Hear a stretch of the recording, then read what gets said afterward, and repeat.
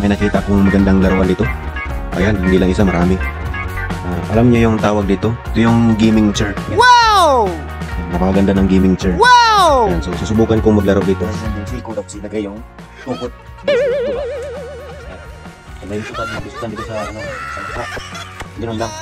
Medyo igaron yung siko para diretso yung kamay. Tapos yung dibdib, nakaganda siya sa siga.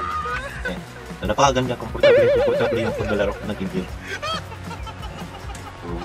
Pag ganito yung gaming chair nyo sa bahay, tiyak palagi MVP kayo. Yun, nakakangas. May ganito palang gaming chair. Yung mga gaming chair kasi na madalas nakikita natin, pangit hindi talagang pinaka-latest. Kasi mas cook pa yung hero natin dito. Walang kalapang-lapan yung mga kalaban natin dito. Sa ganitong gaming chair ang gagamitin. Nakakatulong talaga siya sa paglalaro kasi napaka-relax eh. Napakaganda. Talaga namang gaming chair. Pampisira. Patay na.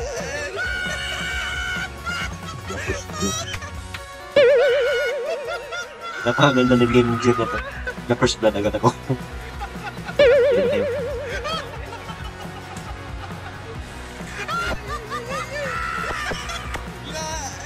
Oh, napatay ako. Double kill to. Double kill. Oh, double kill, diba? Oh, sabi ko sa inyo eh, magandang gaming chair na to eh. Double kill. Napakaganda na gaming chair. Uwi na ako.